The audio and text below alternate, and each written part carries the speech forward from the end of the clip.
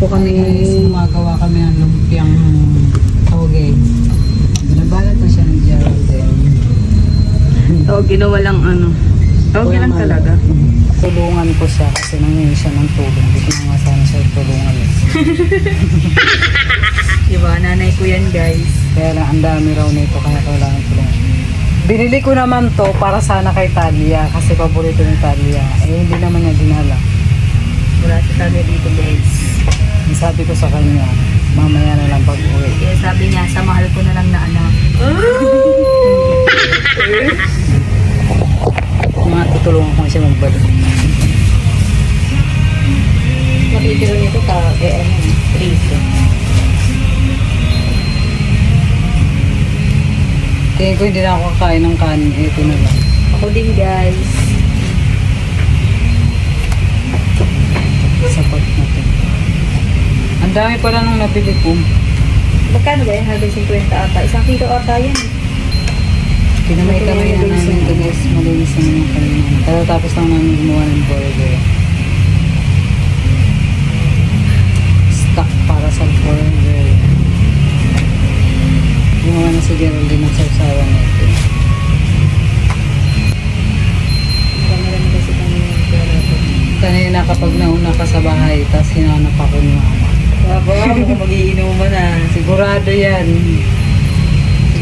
Si Jinea may sinasabi sa chat. Pag nauna daw ako sa bahay sa kanya. Sabi ko sa mama niya. Nililip ka na, Ginea. Wala na, binuking ko na siya. Tingnan mo, okay lang to. Ma, pangit mo magbalot. Tignan nyo guys, nanay ko, parang hindi ko nanay. Tignan mo kung magbalot. Aluwag. Hindi, marami kasing togi nilalagay ko kasi nga. Unti-unti lang, tapos dito ko sa ano, tuktok ko muna. Kasi basapin, basang-basay. Kaya pala nabutas siya. Kaya ng epic fail guys ng ano ko. Yung ginawa niya siya.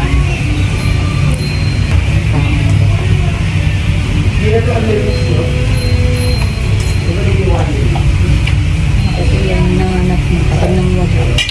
Sarap.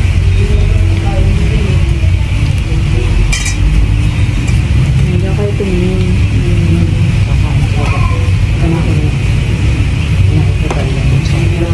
Punta muna tayo sa cashier ng tao. Kasi ito na yung lumpia. Numukbang na ni Geraldine. Gumawa siya ng suka.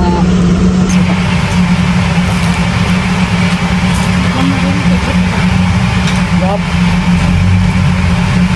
Nangyari dito pa man. Kasi yung dating gawa ko sobrang tabang. Wala kami masyadong nilagay sa toge na to. Tokwa lang. Okay lang talaga. Yup.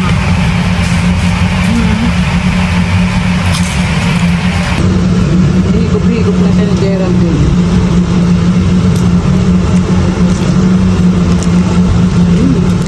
Hindi na kami kakain ng kanin. Sarap eh. Kaya pag kaya pa ka, sabi ng taba.